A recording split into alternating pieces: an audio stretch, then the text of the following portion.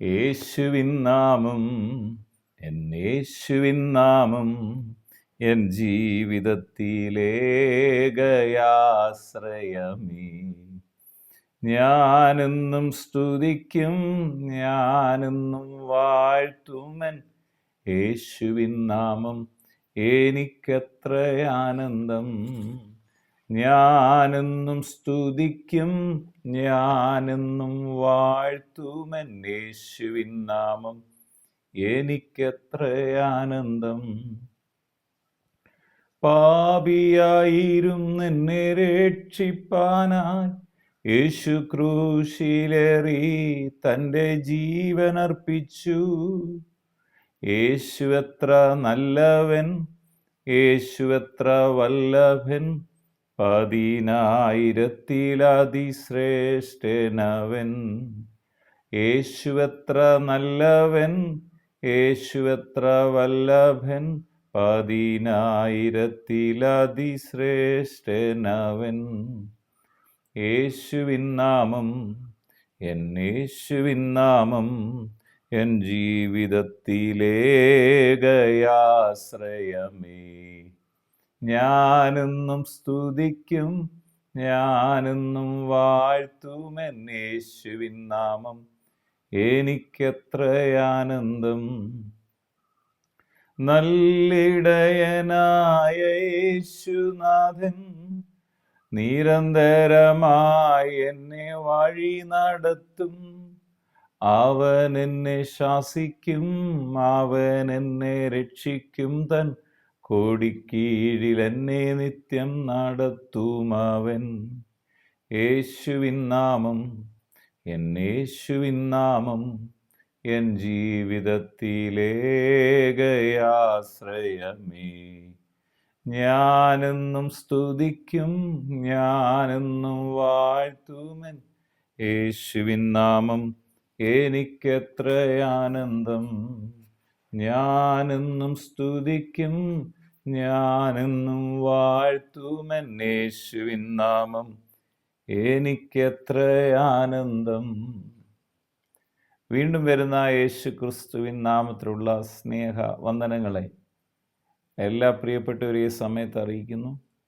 നാം യേശുവിനെ സ്വീകരിച്ചപ്പോൾ ദൈവമക്കളായി ഇരുട്ടിൻ്റെ രാജ്യത്തു നിന്ന് സ്നേഹ സ്വരൂപനായ പുത്രൻ്റെ രാജ്യത്തിലായിരിക്കുന്നു.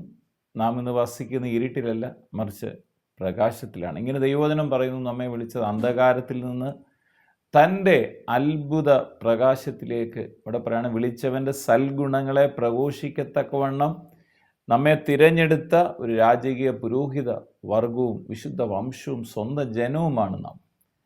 അപ്പോൾ നമ്മളെ അന്ധകാരത്തിൽ നിന്ന് ദൈവം നമ്മെ വിളിച്ച് യേശു ക്രിസ്തുവിനെ സ്വീകരിച്ചപ്പോൾ നാം അത്ഭുത പ്രകാശത്തിലേക്ക് വന്നിരിക്കുകയാണ്. തിരുവചനം നാം വായിക്കുമ്പോൾ, വേദപുസ്തകം നാം പഠിക്കുമ്പോൾ, വേദപുസ്തകത്തിലെ വചനത്തിൻ്റെ ശക്തി, ഇത് പരിശുദ്ധാത്മാവിനാൽ എഴുതപ്പെട്ടതാണ് വിശുദ്ധ വേദപുസ്തകം. ആ വചനങ്ങളെല്ലാം പരിശുദ്ധാത്മാവിനാൽ നിയന്ത്രിതമായി എഴുതിയതാണ്. ഈ ദൈവവചനം യേശുവിനെ സ്വീകരിച്ച ദൈവരാജ്യത്തിലേക്ക് പ്രവേശിച്ച ദൈവമക്കളെ സംബന്ധിച്ചോളം നമ്മെ വെളിച്ചത്തിൽ നടക്കുന്നത്. നമ്മളൊരു പെട്രോൾ മാക്സ് എടുത്ത് പിടിച്ചുകൊണ്ട് പോകുമ്പോഴല്ല നമ്മൾ വെളിച്ചത്തിലാകും. നാം വെളിച്ചത്തിൽ വസിക്കുക എന്നുള്ളത് യേശുവിൽ വസിക്കുക എന്നുള്ളതാണ്. നാം വെളിച്ചത്തിൽ യാത്ര ചെയ്യുക എന്ന് പറയുന്നത് നമ്മുടെ കയ്യിലൊരു വെളിച്ചം കൊണ്ട് നടക്കുക എന്നുള്ളതല്ല, യേശുവുമായിട്ടുള്ള ബന്ധത്തിൽ. നീതി സൂര്യനായ യേശുവുമായി നമ്മൾ പറഞ്ഞാൽ ചന്ദ്രന് സ്വതവേ പ്രകാശിക്കാൻ കഴിയത്തേയില്ല. എന്നാൽ സൂര്യൻ്റെ പ്രകാശം ആഗിരണം ചെയ്ത് ചന്ദ്രൻ പ്രകാശിക്കുന്നത് പോലെ യേശുവിൽ വിശ്വസിക്കുന്ന ഒരു വ്യക്തിയെ സംബന്ധിച്ചിടത്തോളം നീതി സൂര്യനായ യേശുവിനോട് ചേർന്ന് വസിക്കുമ്പോൾ നാം പ്രകാശമുള്ളവരായി മാറും. എങ്ങനെയാണ് നമുക്കങ്ങനെ ചേർന്ന് വസിക്കാൻ കഴിയുന്നത്? അതാണ് വേദപുസ്തകം നമ്മെ പഠിക്കുന്നത്. ദൈവവചനം നമ്മുടെ ജീവിതങ്ങൾക്ക് പ്രകാശം. അതുകൊണ്ടാണ് കൂരിരുളിൻ്റെ സങ്കീർത്തനക്കാരൻ പറയാണ്, കൂരിരുളിൻ്റെ നിഴൽ താഴ്വരയിലൂടെ നടന്നാലും ഞാൻ ഭയപ്പെടത്തില്ല. എന്താണ് കാരണം? ദൈവവചനം നമുക്ക് വഴികാട്ടിയായി നിൽക്കുകയാണ്. മരണത്തിൻ്റെ നിഴൽ താഴ്വരയിലൂടെ നടന്നു പോയാലും നാം ഒരു അനർത്ഥവും ഭയപ്പെടത്തില്ല. കാര്യം കർത്താവ് കൂടെ ഇരിക്കുകയാണ്. വചനം നമ്മെ ഉറപ്പിക്കുകയാണ്. വചനം നമുക്ക് ധൈര്യം തരികയാണ്. പ്രകാശത്തിലേക്ക് യാത്ര ചെയ്യാൻ നമ്മെ സഹായിക്കുന്നതാണ് ദൈവവചനം. പ്രവാചക വാക്യങ്ങളും അധികം സ്ഥിരമായിട്ട് നമുക്കുണ്ട്. നേരം വെളുക്കുകയും നിങ്ങളുടെ ഹൃദയത്തിൽ ഉദയ നക്ഷത്രം ഉദിക്കുകയും ചെയ്യുവോളം ഇരുണ്ട സ്ഥലത്ത് പ്രകാശിക്കുന്ന വിളക്ക് പോലെ അതിനെ, ഇരുണ്ട സ്ഥലത്ത് എങ്ങനെ പ്രകാശിക്കുന്ന വിളക്ക് പോലെ അതിനെ കരുതി കൊണ്ടാൽ നന്ന്. വചനത്തെക്കുറിച്ച് പറയാൻ 2 പത്രോസ് 1:19 ഇങ്ങനെ പറയുന്നു. അന്ധകാരത്തിൽ നിന്ന് അത് നമുക്ക് പ്രകാശം തരുന്നു എന്ന് മാത്രമല്ല, നമുക്കറിയാം നമുക്ക് വലിയൊരു കൂരിരുട്ടിലൂടെ നമ്മൾ യാത്ര ചെയ്യുമ്പോൾ ഒരു മുറി നിറച്ച് കൂരിരുട്ടാണെങ്കിൽ അതിനകത്തൊരു ചെറിയ മെഴുതിരി വെളിച്ചം മതി നമുക്ക് പല കാര്യങ്ങളും കാണാൻ കഴിയും. ഇരുട്ടിനകത്ത് തപ്പിത്തടഞ്ഞ് ജീവിക്കുന്ന മാനവരാശിക്ക് വെളിച്ചത്തിൻ്റെ പാത യേശുവാണ് വെളിച്ചം. പക്ഷെ നമുക്കതെങ്ങനെ സ്വീകരിക്കാൻ പറ്റും? ദൈവം തന്നിരിക്കുന്ന വചനത്തിലൂടെ നമുക്ക് പ്രകാശമുള്ളവരായി, എന്ന് പറഞ്ഞാൽ പിശാച് വെച്ചിരിക്കുന്നത് രാത്രി കാലത്തൊരു മുറിക്കകത്ത് പ്രകാശമില്ലാത്ത അവസ്ഥയിൽ നമ്മൾ നടക്കാൻ ശ്രമിച്ചാൽ തട്ടിയും മുട്ടിയൊക്കെ വീഴാൻ സാധ്യതയുണ്ട്. എന്നാൽ ഒരു ചെറിയ മെഴുതിരി വെട്ടം മതി, പക്ഷെ ആ മുറിയിൽ നമുക്ക് എന്തൊക്കെ തടസ്സങ്ങൾ അവിടെ ഉണ്ടെന്ന് നമുക്ക് കാണാൻ കഴിയും. നമ്മുടെ ജീവിതയാത്രയിലും ദൈവവചനം നമുക്ക് വെളിച്ചമായി നിൽക്കുകയാണ്, നമ്മുടെ പാതയ്ക്ക് വെളിച്ചമാണെന്ന് സങ്കീർത്തനക്കാരൻ പറയുകയാണ്. അന്ധകാരത്തിൽ നിന്ന് അത് മാത്രമല്ല, നമുക്ക് അറിവ് തരുന്നതാണ് ദൈവവചനം. ഇരുട്ട് എന്ന് പറയുന്നത് അന്ധകാരം, അറിവില്ലാത്തൊരവസ്ഥയാണെങ്കിൽ വെളിച്ചത്തിലേക്ക് നമ്മളെ ദൈവം നമ്മുടെ അന്ധകാരത്തെ മാറ്റി നയിക്കുന്നത് തിരുവചനത്തിലൂടെയാണ്. അവിടെ പറയാണ്, സങ്കീർത്തനങ്ങൾ 19:8 പറയാണ്, യഹോവയുടെ ആജ്ഞകൾ എന്ന് വെച്ചാൽ ദൈവവചനം അത് നേരുള്ളവയാണ്. അതാണ് നേരുള്ളത്. എന്നിട്ട് അത് കണ്ണുകളെ പ്രകാശിപ്പിക്കും. ദൈവവചനത്തിൻ്റെ പവറിനെ കുറിച്ച് പറയണം, യഹോവയുടെ ആജ്ഞകൾ നേരുള്ളവയാണ്. അത് നമ്മുടെ കണ്ണുകളെ എന്ത് ചെയ്യാണ്? പ്രകാശം തരുന്നതാണ്.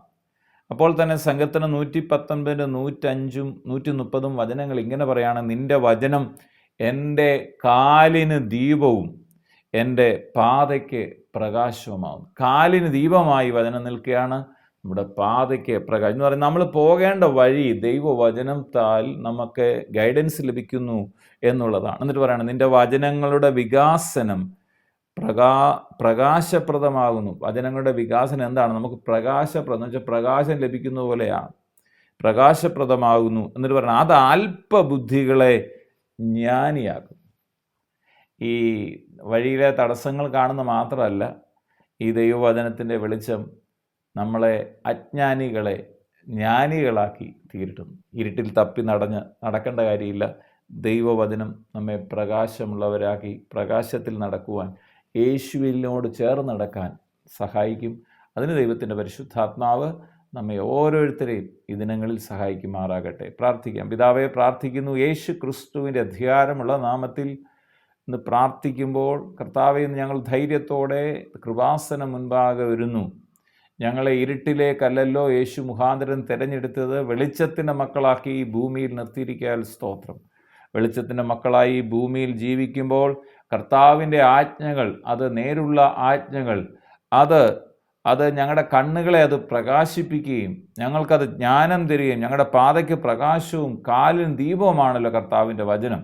ആ വചനം അനുസരിക്കാൻ, ശ്രവിക്കാൻ, ദൈവശബ്ദം ദിനംതോറും ശ്രവിച്ച് ജീവിതപാത ക്രമീകരിക്കുവാൻ ഞങ്ങളെല്ലാവരെയും പരിശുദ്ധാത്മാവ് സഹായിക്കണേ എന്ന് പ്രാർത്ഥിക്കുന്നു.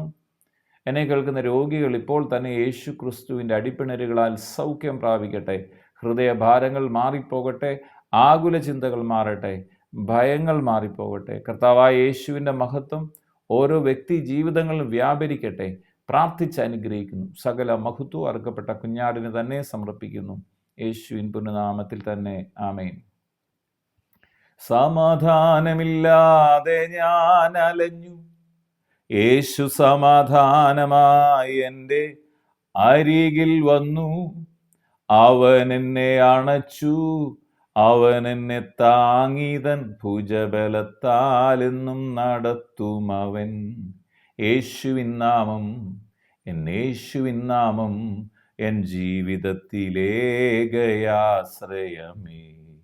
ഞാനെന്നും സ്തുതിക്കും, ഞാനെന്നും വാഴ്ത്തും എൻ യേശുവിൻ നാമം. എനിക്കെത്ര ആനന്ദം.